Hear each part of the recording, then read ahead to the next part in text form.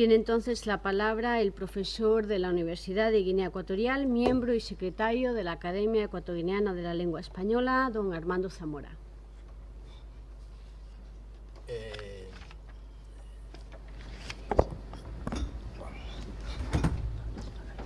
Namuso kunama sebo nam puvi telasai na kamada mantén. Buenos días. He intentado empezar esta presentación de esta manera por hacer visible de alguna manera una de las culturas que conforman la Guinea, la sociedad guineo-ecuatoriana. Mi presentación se titula El español en Guinea Ecuatorial, una asignatura pendiente 50 años después. Les voy a decir que debido a mi doble personalidad, en lo que se refiere a la formación como licenciado en Lingüística General, y por otra parte, mi profesión como académico correspondiente de la RAE y de número de la Academia Ecuatoguineana de la Lengua Española, avisarles o advertirles de que mi presentación tiene que ver algo más con esa segunda faceta mía. Se me ha elegido para defender el español en Guinea Ecuatorial. Por eso voy a hacer la presentación de este texto, de este tema. Eso quiere decir que dejaré de lado mi formación como lingüista. Dejaré de pensar que las lenguas sirvan para una comunicación. Y pensaré más bien como un embajador de la lengua española en Guinea Ecuatorial. Espero que sepa comprender mi posición. Empezaré,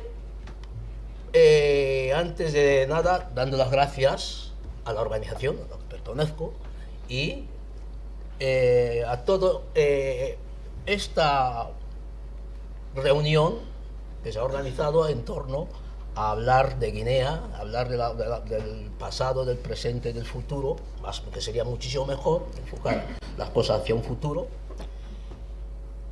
Por lo que yo creo que intentaré, con el poco tiempo que tenemos en mano, ser lo más breve posible y poder recorrer todas las propuestas, todo el mensaje que pretendo comunicar. Primer apartado dice Guinea Española, el español precolonial, colonial. Aunque durante estos años ha habido un interés creciente por los estudios de las culturas de las sociedades del continente africano, sin embargo, no son tantos los estudiosos que se han aventurado a observar y describir las características y fenómenos de los diferentes sistemas lingüísticos que se producen en dicho continente, y menos todavía aquellos que tratan las cuestiones sobre las lenguas de las variadas culturas que conforman Guinea Ecuatorial. Quizá el caso de la lengua inglesa, francesa y portuguesa, los estudios sobre el uso de ellas en países colonizados del área neoafricano arrojen una abundancia relativa de documentación, pero no ocurre lo mismo con el supuesto empleo de la lengua española en África. En este último caso, la investigación al respecto no son muy numerosas, dado que Guinea Ecuatorial es un área, que es el área donde se tiene la realización del sistema como propio del país, es pequeña. Gracias a la labor llevada por el Instituto de Cervantes en países africanos de habla no española, el estudio y difusión de esta lengua va adquiriendo cierta notoriedad e importancia en dicho continente. En lo que concierne a Guinea Ecuatorial es diferente, puesto que el país tiene como lengua oficial el español, y por tanto esta institución no contempla mecanismos que sí son aplicables en otros países de lengua no hispana. Entre los estudiosos que han abordado aspectos mencionados desde el punto de vista descriptivo, podemos citar a Kiddis, John Lipsky y a Fleitas Alonso. Habrá algún que otro más que habrá hecho algún trabajo respecto al asunto. Pero solo nos hemos limitado a dar cuenta de algunos de los más representativos. Espero que los demás puedan perdonar esta... Dice Ruiz Martínez en 2002, en su página 762, en Guinea Ecuatorial hoy por hoy el español no es una lengua nativa en general, solo presenta esta condición para una minoría. Estas son las palabras de Ruiz Martínez. En esta ponencia se comparte plenamente esta opinión, pues desde un principio el hablante guineoecuatoriano estableció y definió un contexto de desarrollo para cada uno de los sistemas lingüísticos en los que se encuentra inmerso. O sea, quiero decir que el hablante guineoecuatoriano tiene diferentes sistemas para comunicarse, dar a entender sus ideas, dependiendo del entorno en que se vaya a situar. Entonces, en esta exposición acerca de la modalidad de español se va a centrar cronológicamente hablando en el periodo de los 50 años que ha transcurrido desde el momento de la descolonización de Guinea Ecuatorial, en 1968, hasta la actualidad. Si consideramos los trabajos de autores como Kiddis, Radier, Ferrer Piera, Freitas Alonso, Ndongo Villogo, Donato, en Negrín, Fajardo, Gloria Nistal, entre otros, concluiremos que la lengua española en los territorios que conforman Guinea Ecuatorial presentan ya unas características peculiares que la diferencian e identifican muy tempranamente. El español definiremos, por tanto, lo que podemos considerar como el español colonial o postcolonial y qué es lo que parece que sucede en la colonia, en el transcurso de la colonia hasta la autonomía. Con la denominación presentada, nos queremos referir aquí al estado de la práctica de la expresión lingüística llevada a cabo desde el momento preciso de inicio del proceso colonizador hasta que la Guinea española o Guinea Ecuatorial cambia su estatus para adquirir la consideración de provincia española y provincia autonómica. Momento en el cual, como veremos, el aprendizaje y el uso de la lengua presenta su realización más próxima a la norma peninsular entre los hablantes. En este periodo de tiempo, la Guinea española está integrada por la provincia de Fernando Po, y abarcando las islas de Fernando Po y Andobón, y Río Muni, la región continental, en la que se añaden también las islas de El Obey Grande, El Obey Chico y otras islas e islotes adyacentes. Durante esta etapa de la lengua española en los territorios de Guinea se distinguen dos momentos muy importantes en su proceso de implantación y desarrollo: la propiamente colonial por una parte y la que marca la etapa autonómica por otra. En esta última etapa se caracterizará por un intento de reemplazamiento de las relaciones entre estos territorios y el resto que conforman el Estado español. En este sentido, la política lingüística consistente en aplicar con rigor las normas de uso de la lengua española, especialmente en las escuelas. El español ¿qué sucede el español entre la autonomía y la independencia? La norma peninsular, ¿qué es lo que ocurre? Y especialmente con la aparición de Francisco Macías Nguema. Esto nos situamos en el periodo entre 1968 y 1979. El recorrido por la documentación escrita y los usos actuales de los hablantes del español de Guinea Ecuatorial que tuvieron contacto con la anterior etapa colonial muestra un panorama bastante diferenciado en lo que se refiere a la puesta en práctica de la lengua oral y escrita con respecto al de los usuarios del sistema de hoy día. Quiero decir que en este periodo, en el periodo postcolonial, los hablantes tenían una mayor capacidad de expresión y lo que se va a considerar como el manejo y el dominio de registros va a adquirir un peso bastante grande.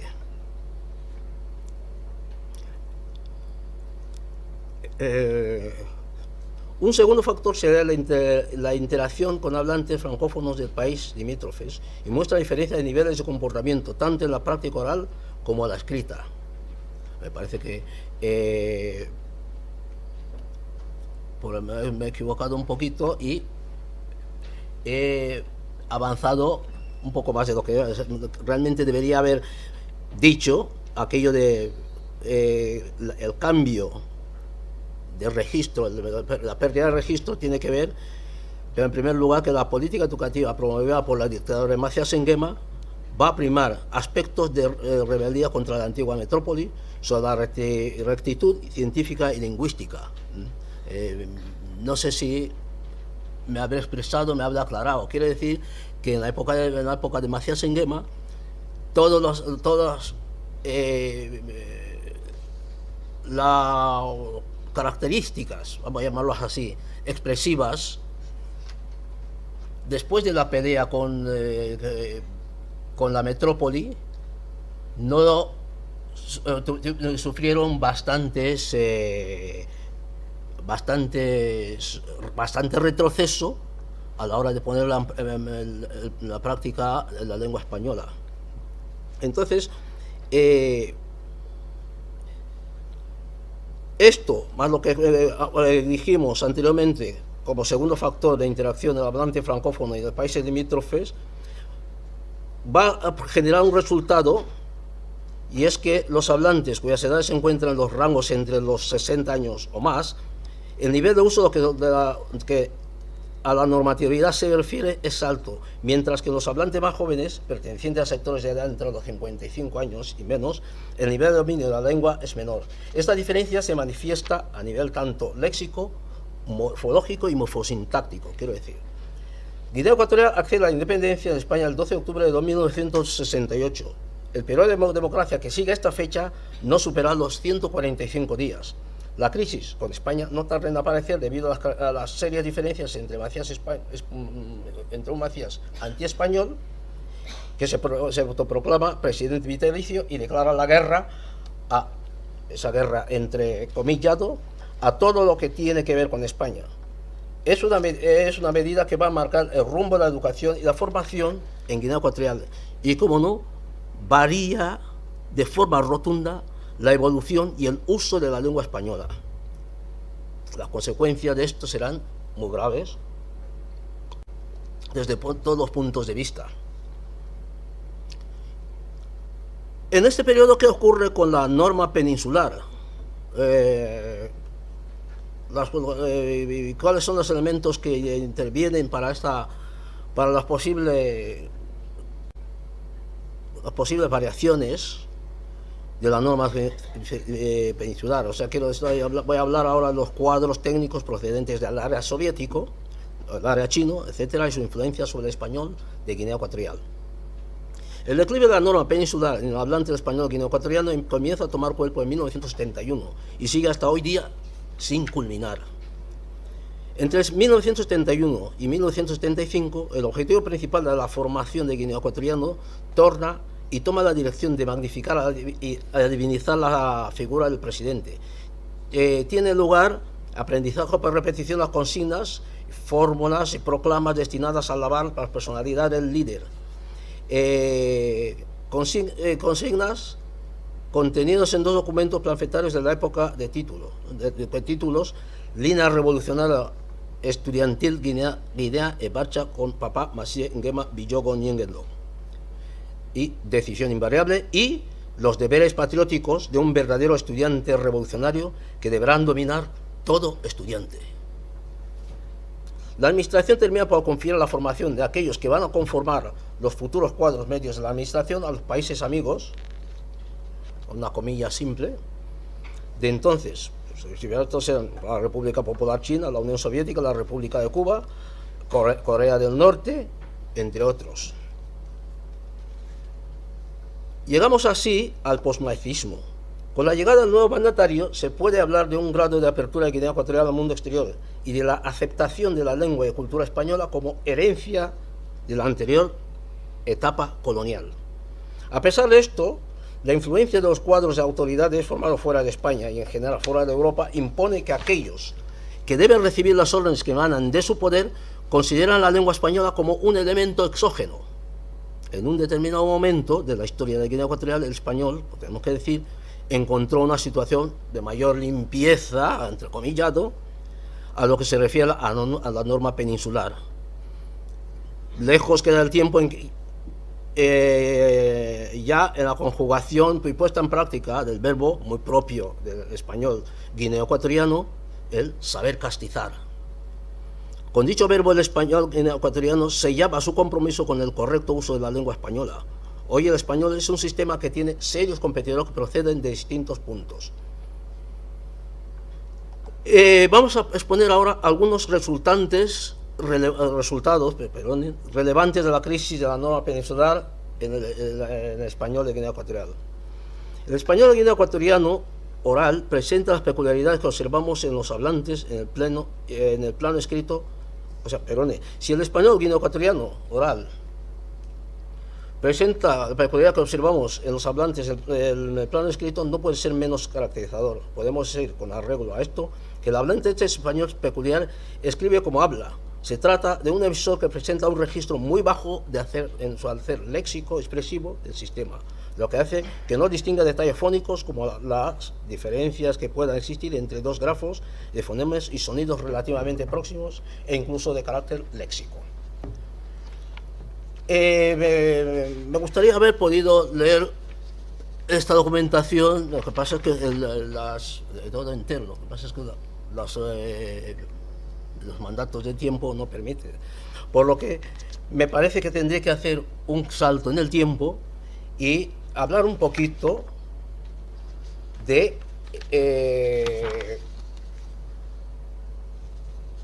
el punto 3, que se habla. En lo que quiero hablar del estado actual del español en Guinea Ecuatorial, que me parece que sería más interesante. Después de todo lo que se propone en las páginas que se dice, observamos en general que hoy el español guineo ecuatoriano está sufriendo cambios muy profundos y muy acelerados. Dichos cambios son, en cierto modo, consecuencia de diversos factores, entre los que destacaremos el hecho de que aquellos que están encargados de la instrucción reglada presentan unos perfiles cada vez más bajos en su desempeño profesional. La supremacía cuantitativa de los centros educativos privados frente a los públicos tiene un peso considerable sobre el factor mencionado. A pesar de lo apuntado, constatamos que hay un aumento, especialmente en los escolares de la educación primaria, en el uso de la variedad del español, a la que consideran como lengua de interacción general. Voy a hablar este último punto de la creación de la Academia Ecuatoguineana de la Lengua Española y un poco sobre una posible predicción de futuro para el español de Guinea. En el año 2013, la Real Academia de la Lengua Española, RAE, daba vía libre a la creación de su correspondiente en Guinea Ecuatorial, la Academia Ecuatoguineana de la Lengua Española. La Academia Ecuatoguineana de la Lengua Española, en su tema una lengua y un destino, nace para dar consistencia y el prestigio que se merece a la expresión de la lengua española en Guinea Ecuatorial. Su creación nace al mismo tiempo con la pretensión de ser este país el posible punto de irradiación del español en el continente africano, especialmente para los países del entorno, la mayoría de habla francesa. En su labor por preservar y mejorar el estado de la lengua española en Guinea, el resto de los países africanos, la Academia Ecuatoguineana de la Lengua Española se enfrenta a tareas de anular las condiciones descritas, así como la de minimizar el impacto de factores exógenos. Y en ese sentido creemos que tanto la RAE como la AEGLE, Academia Ecuatoguineana de la Lengua Española, deberá tener en cuenta el hecho de que la lengua española no debe ser tratada en Guinea Ecuatorial como una segunda lengua autóctona y natural del país, sino como una segunda lengua sobre la que deberá tomarse las mismas consideraciones, contar con las mismas herramientas al servicio de otras lenguas extranjeras, como pueden ser el inglés, el francés, etcétera, a la hora de tratar de conseguir mejoras en su uso por parte de los hablantes guineoecuatorianos del español. Concluyo, para terminar, las características más notables de la modalidad en español guineoecuatoriano actual es su carácter alambicado, complejo en la expresión de las ideas. Es un sistema distribuido en proliferación del léxico, vacío de contenido en los usos. Esta proliferación léxica se muestra claramente en los textos escolares y administrativos. Lo que hasta hoy se ha considerado y ha recibido la denominación de español de Guinea, creemos que debe ser replanteada y revisado. Dicha denominación debería presentarse mejor con otra etiqueta que podría anunciarse como, por ejemplo, la modalidad de lengua de base español de Guinea Ecuatorial. La propuesta debería tomarse en serio, dado que el sistema matriz es el español y el sistema producto presenta unas peculiaridades particulares específicas todavía no fijadas de forma definitiva. Se trata de un sistema variado en un proceso de cambio acelerados o pidginización, con una altísima influencia de otros sistemas con los que convive.